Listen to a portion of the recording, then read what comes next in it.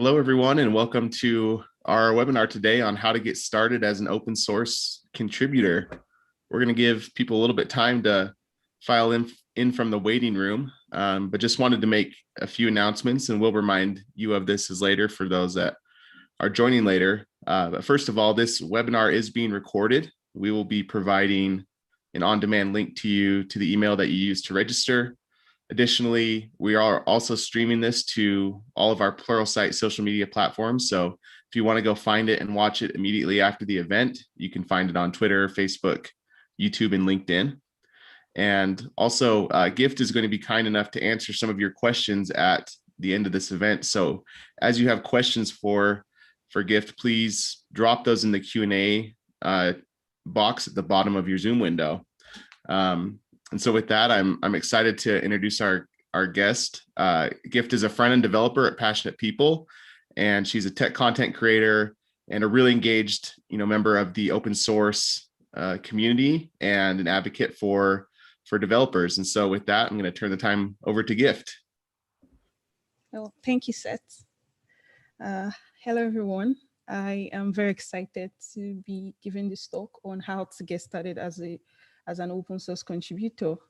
And this is because I can relate so much to this, being somebody that actually started and gave her first, contribution sometime in 2018, I would say. So in this talk, I am going to share with you how to get started with contributing to open source, areas where you can make contributions if you're interested, and what to keep in mind when finding a project to contribute to. Without further ado, I'd like to give you a brief introduction about myself. Seth already did the honors, but as he said, I am Gift Egwuenu. I am currently working as a front-end developer at Passionate People. I also create content for developers. So I create content on my personal blog as well as on YouTube. I am on social media with the handle Laura Gift. If you would like to connect with me, I'll be happy about that. So going forward, in this webinar, I would like to cover a couple of things throughout the course of this webinar. I'll cover what open source is if you're not already familiar with it, why you should actually contribute to open source. I'll also cover how to make your first open source contribution, ways to overcome awkwardness and conflicts in the open source process, especially as a new open source contributor, and also share with you some tips for finding and making meaningful contributions. And finally, specifically for maintainers, how to make the process for new contributors more open and welcoming. So to kick this off, I'll start with what is open source. I know this is a very familiar term to a lot of us, but for people that are not already familiar with the term open source is a term that's originally referred to as open source software. And it really means that code or a software is designed and to be publicly accessible anywhere. And you can use it, you can modify it, you can distribute it, and use it as long as you abide by the license that is attached to the open source software. When you think about open source, it's actually different from when you consider free software. So it's not really free, but it's open for you to use. And comparing this to another kind of software, which is a closed source software. Closed source software is a privately owned software that cannot be modified or used publicly. So open source currently is very, very interesting as a community and also as a specific area in tech. Open source means that developers or people in tech come together in the open to collaborate and share and build software that provides value to us as developers. A lot of software and libraries are currently open source. I could give you some examples. For instance, you know about popular VS Code. VS Code is an open source software. There is another example like Vue and React. These are all open source software that you can modify the code, you can contribute to them, you can use them as you would want.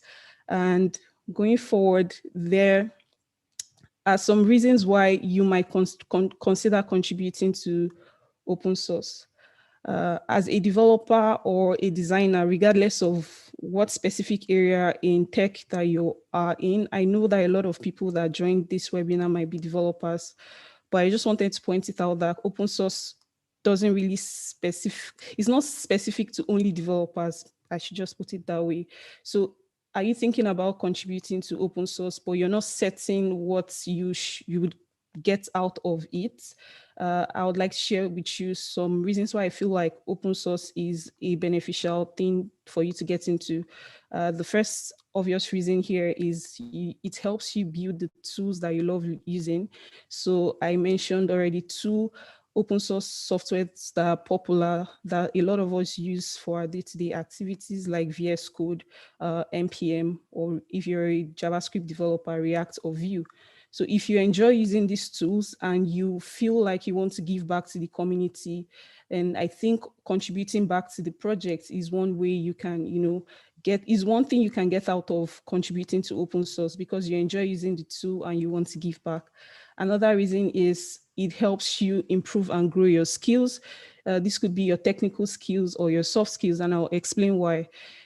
A lot of times, if you are a developer in this case, you learn a lot from reading the source code of the tool or the software that you use. A use case could be that you are a Vue.js developer like I am, and I really want to learn more about the language. I just want to upskill, in that area. One way you could actually do this is by checking out the source code of the, language that you're actually writing. Sometimes it might be, overwhelming, because as a beginner, you might not even know what is happening in the code base, but it really helps to just check it out sometime and learn from other people that are, when you check out issues, you check out conversations that are happening in the project, you get to learn a lot. Another thing that I've seen a lot happen for me in regarding to open source is while I'm working on a specific program or a tool, a lot of times when I find that I am trying to fix a problem, the first thing that comes to mind for me is to go to the project and check the issues, because, a lot of times people are already have the problems that you're trying to face, and they've already reported it to this project. So that's another way you can benefit from open source. I would say it helps you learn a lot about the program that you're using. It also helps you grow your tech skills. And an addition to that is it helps you with other skills like communication wise. So if you're contributing to a project, you have to communicate, right? You have to share or basically talk about the contribution you want to make. So if you're looking at improving your soft skills like communication, collaboration with other people, then this is also something you can, get into. Another reason is it helps you to find mentors and also teach others. I've learned a lot from people that I follow in the open source space. Even if I don't call them like my one-to-one mentor, I think I've learned a lot from a lot of developers that develop in the open source space than I have ever learned from reading books. Because when you follow this maintainers or even contributors, right? They are always sharing what they are doing. They are always like, if they're working on a specific thing and you follow them, for instance, on Twitter, you'd always see what they're working on. Or you follow them on GitHub, you can always follow the things that they're also working on. If you are also interested in teaching people, open source is also one way you can do that. And I'll explain it further in the coming slides. Lastly, it helps you build a professional network for yourself as well as a portfolio. Right now, I think GitHub is now becoming one of an essential for like your developer resume.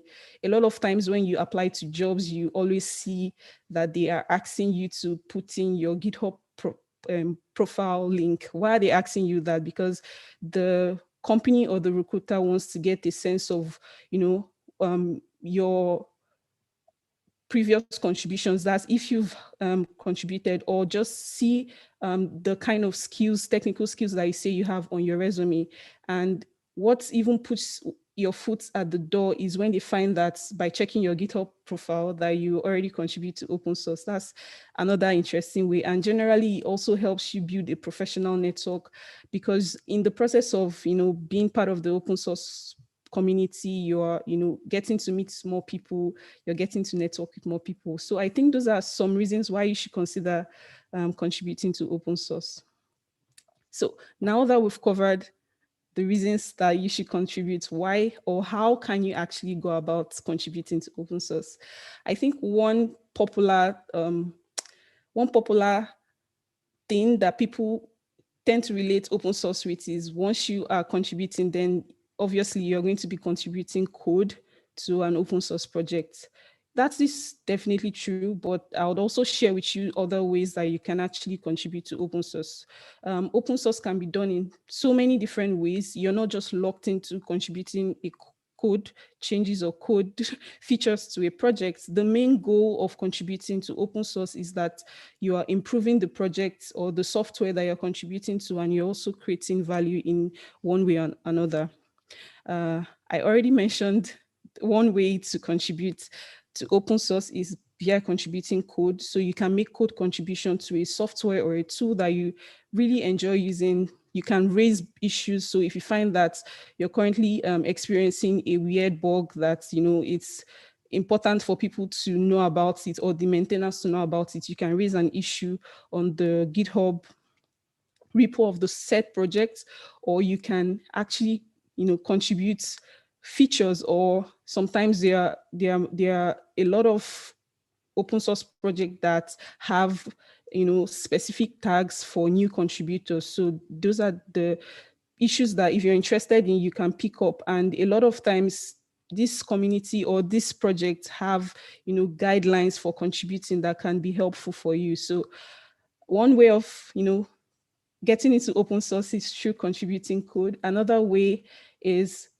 by design, so through design. So if you're a designer, you're also welcome in the open source, space. Design in open source is another untapped area. I feel like a lot of projects really need, the eyes or the work, need a presence of a designer in the projects. For instance, you're building out a project, you are basically a developer. A lot of the contributors in the team are developers, and you want to, create like logos or create a style guide or just do user research. This is when, the help of a designer is needed. So if you're a designer and you feel that you don't have anything to contribute to open source, that's not true, because you actually do. So there are a lot of projects that require the expertise of a designer as a contributor. So that's one way you can participate. Another way is through community building. And I think this is also another great way of how to get into open source. So there are a lot of, there is a community behind every open source project. If you really think about it, NPM, JavaScript, PHP, every single open source community every single open source project has a community backing it, right? And how do you contribute? You can contribute by answering questions on Stack Overflow. The issues on the repo, you can, put in your own suggestion, or just answer some questions that you feel that you can answer, or just put in your own, suggestions on Discord or Slack, depending on the community that they have. You can always, participate in that. Apart from answering questions, you can also write articles about the said, software or open source project. So if you find that you learn something new, or you have like a fix to a particular bug that a lot of people are also having, you can write an article about that. That also counts as an open source contribution if you think about it. Speaking at conferences, organizing workshop, conferences for the specific, project also counts as open source contribution. And finally, this is another part, I would say this is backbone of any single project. There's a term that says writing documentation. If your project does not have a good documentation, then it's not really a good project, right? Because documentation helps developers on board and use the project. And if it's not well written, then it's not going to be a great experience for developers trying to use it. So one way you can actually, contribute to open source is through documentation. And a lot of projects are looking for help with documentation. When I did my first contribution, I actually contributed to a documentation. So I think there is a lower barrier to entry there than if you're looking to create or contribute to a code base directly. So you should definitely look into these areas that I've shared, contributing through code, community building, documentation, and community building, documentation, and I also shared design. So if you're a designer, you should also consider these several ways that you can contribute to open source.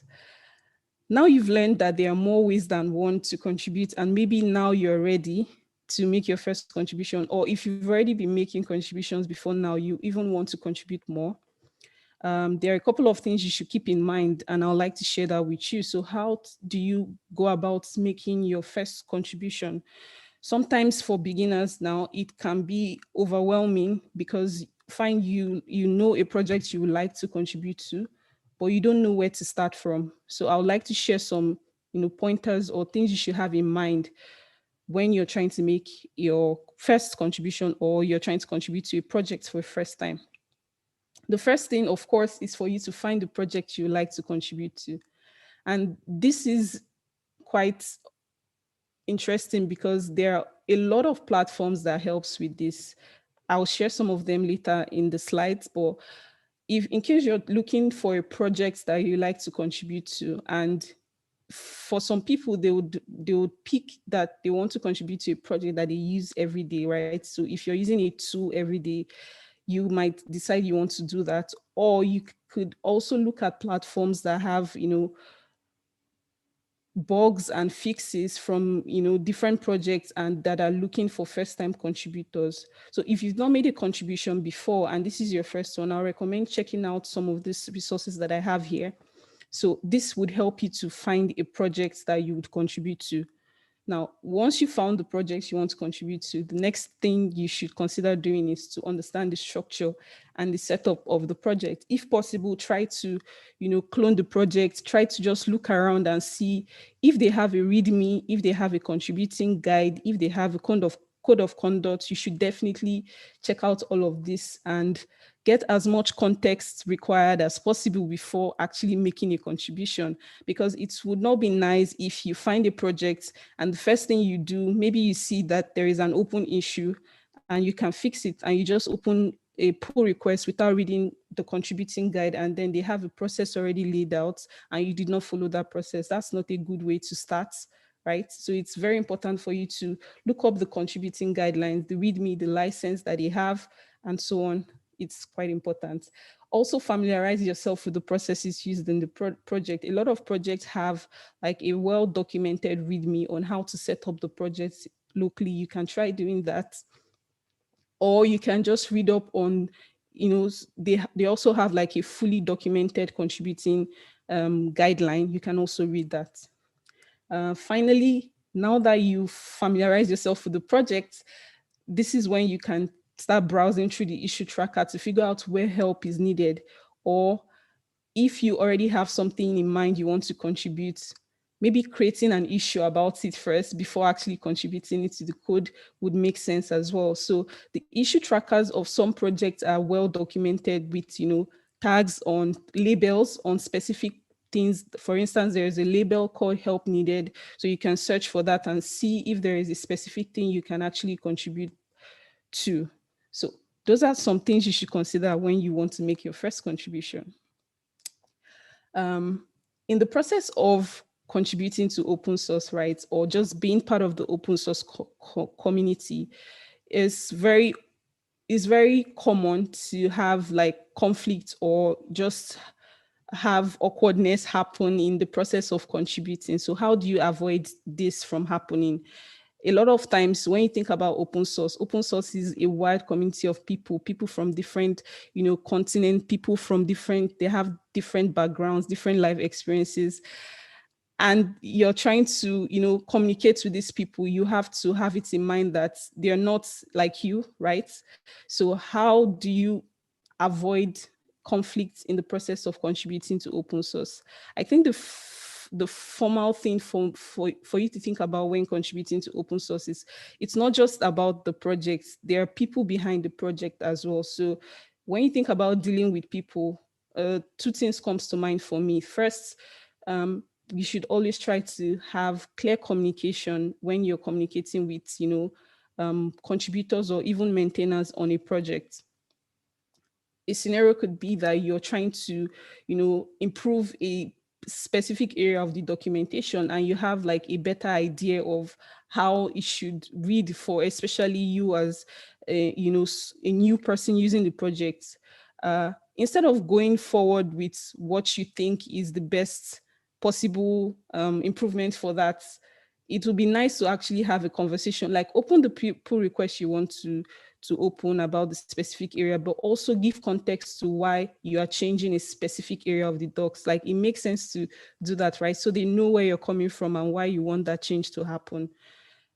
Clear communication could also happen in areas where you're actually having conversations about, probably you get a comment on a specific PR that you raise, or you get a comment, or you comment on somebody's, PR, or there is an issue that you made a comment on. Always try to make sure that for every single communication that you're making, it's actually very clear. When you think about communication in the open source space, a lot of it is non-verbal, right? And context could be lost in the process. So one way to avoid conflict is make sure that you're communicating in a very clear and succinct way.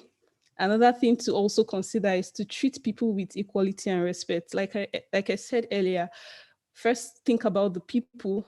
There are actually people behind the projects, and not just, we are all human. So when you're communicating, or when you're, contributing to a project, you should also remember that people are behind this project. If you're trying to, make a case for a specific thing, or you want to, talk about something, just try to think that you're talking to somebody. So be sure to treat them with respect. Be sure to, be polite. It's very important.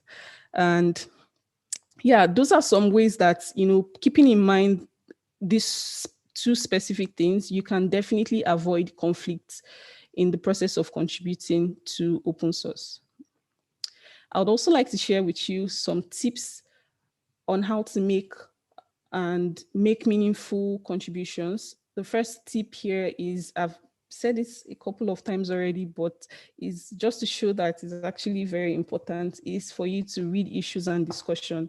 So if you find a project that you really enjoy or you like, and you'd like to contribute to it, but you don't have a specific thing you want to contribute to yet, I would advise you first watch the repo. So on GitHub, there is this setting where you can watch a repo, and you get updates on what's happening in the project.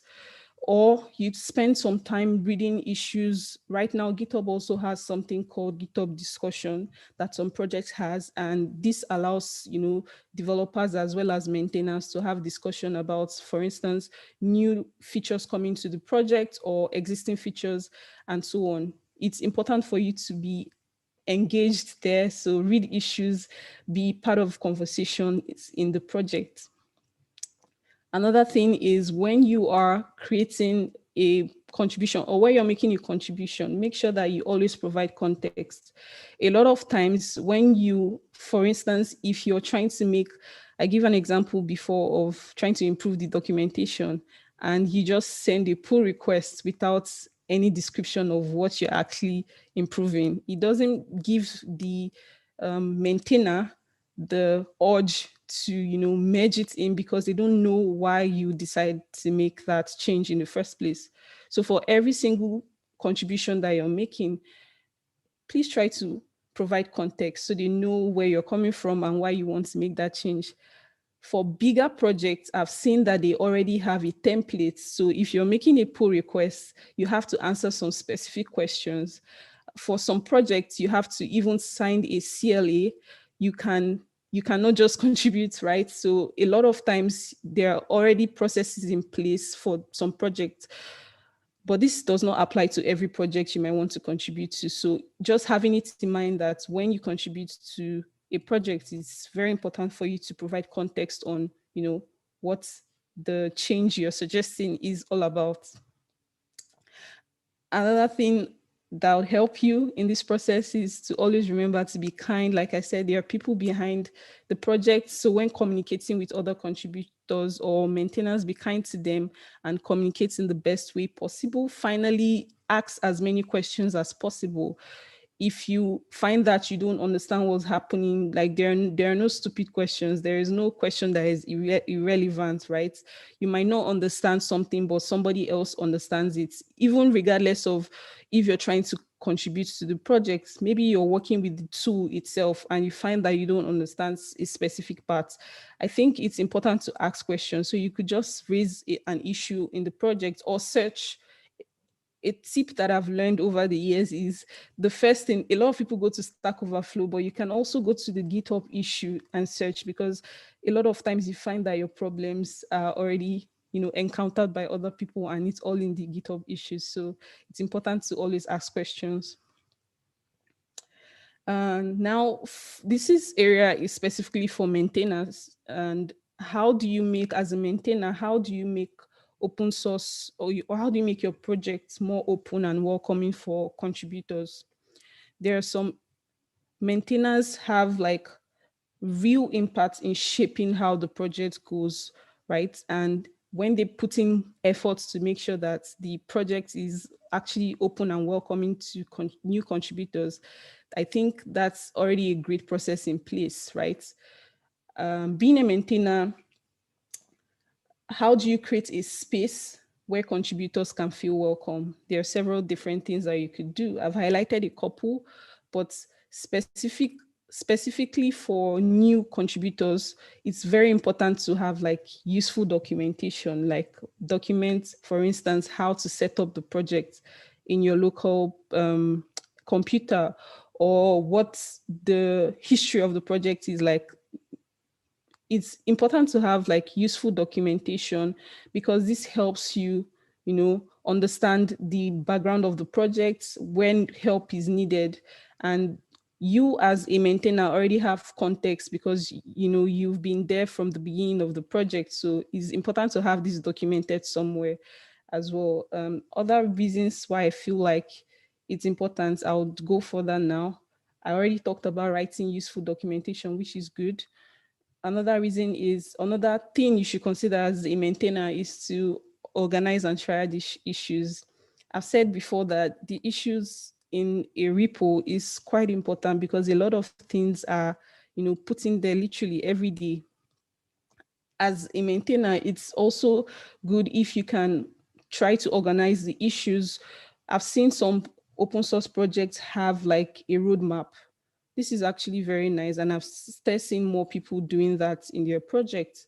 Or labels. You can create labels for issues, like if, for instance, first timer, if you want to welcome new contributors to your project, you can tag some issues as a first timer issue, or you can tag some issues as help needed. For designers, you can tag some issues. If you need specific help with documentation, tagging them, doc or documentation would help more people find those issues and work on them, or just contribute to them, right? So it's important to organize issues in your project. It's also important to be kind in code reviews. Now, a lot of times people contributing to your project, it could be the first time that they are contributing, right? And this is your first contribution. You don't want to scare them away. So you have to be very kind in code reviews.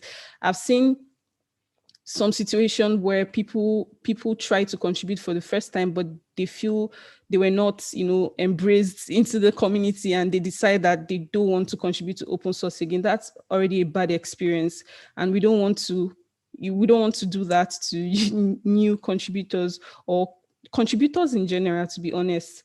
So always be kind in your code reviews. When communicating with other contributors, be kind to them, show empathy, and communicate in the best way possible. help onboard new contributors. This also is important. It's important that every single open source project that's looking for contributors to already have a contributing.md file in the project, and it should be well documented. It could be that you have already set up process for, onboarding new people, or you have a specific process for, running the project. All of this should be documented in the contributing guide. And if you have a specific way of, creating PRs, tagging issues, a lot of that should already be documented. So new contributors can read up on that and have context on how they can actually make a contribution to the project. And finally, it's also nice to see maintainers rather. It's also nice to see maintainers engage with the community. For some projects that I'm involved in, what makes me happy is when I see some of the maintainers, when I can actually find some of the maintainers, for instance, giving talks, having conversations or discussions in the project. This also helps a lot to, give people the interest, because they find that your community or your project is welcoming, right? So it's important as a maintainer to engage with the community. It might be a lot, you might not have the time to, but for instance, speaking at conferences about, upcoming release is also a nice way to engage with the community, or having live chats, or sometimes community calls. I've seen like some projects have a weekly community calls where they engage with the community. So yeah, community is also part of the project, so you should always engage with them. Making open source contribution can be rewarding. For me personally, I find that it has helped me a lot in my career, in my learning journey, and it allows you to give back to the community. It also allows you to be part of something better, or part of something bigger than you think. And in the beginning, like I said, in the beginning, you might think that it's, a daunting experience. It's intimidating. You don't have anything to contribute. But I hope with some of the things that I've shared, you can already see that there is a space for you in open source, and there is actually something waiting for you to, contribute to, And to summarize all the points that I shared during this talk, I shared what open source is, why you should contribute, how to make your first open source contribution. I also shared with you how to avoid conflicts in the process of contributing. I shared tips to finding and making meaningful contributions, and for maintainers, how you can make the process more open and welcoming for contributors.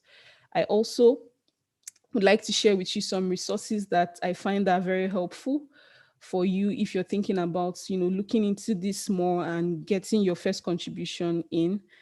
I'll definitely recommend you check out some of these first timers only, specifically the free code camp guides to contributing to open source. It's like a very large resource for everything you need to learn. So yeah, that's pretty much what I wanted to share. Thank you so much. If you have any questions, I'm happy to take them.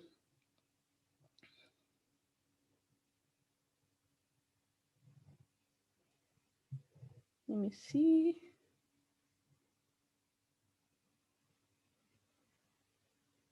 Okay, no, this is for Chad. I saw one of the slides first time as only. They are not on GitHub specifically, they are platforms on their own, but I'm going to share the slides probably later. They have the links to these places so you can check them out. But GitHub also has something called GitHub Explore, where you can find projects that are open or that are open for contribution. How to know that one is up to competency level where he or she can start doing open source contribution. Yeah, like I said, open source really doesn't have a specific experience level attached to it that you have to be on for you to contribute. I mentioned something called First Timers Only. It's an initiative by Ken C. Dodds for new beginners to contribute to open source, right? So regardless of the level that you're in, you can contribute in several different ways. Like I said, it's contributing to open source could be that you want to contribute code, but there are other ways that you can actually contribute. So if for you, you feel like you are not on the competency level yet, I think you shouldn't think like that. I think you can actually make a contribution. So what you can do is maybe look for a project that you would like to contribute to or you like using, and just search the issues through if they have like any labeled issue for first timers, or just using the documentation, you can find that there's something you can improve there. That's another good way for you to make your first contribution, right? Yeah. I hope that answers your question.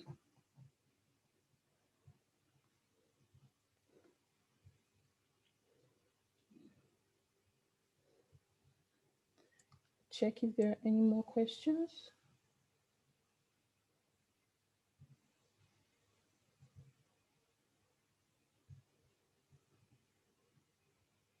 Okay. Oh yeah, how did I get started? That's interesting. I made my first contribution to a friend's project. It was a Laravel project, and back then I was learning Laravel.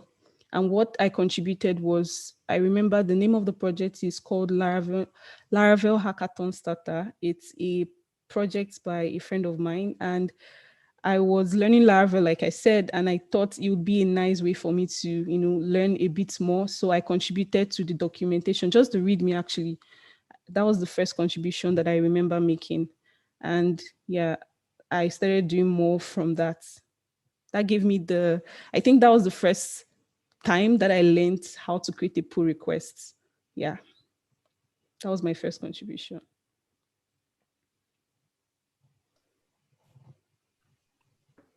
Gift, thank you so much for taking the time and doing this presentation today. I know we got some comments on our YouTube channel just about the importance of being kind to first-time contributors.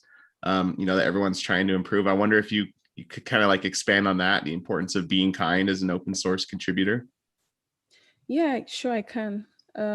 Where I was coming from with that comment is that, a lot of times when you contribute or when you're making a contribution, right, we're all doing this in a non-verbal way, right? And communication wise, it could be on specific cases that you make a comment or you make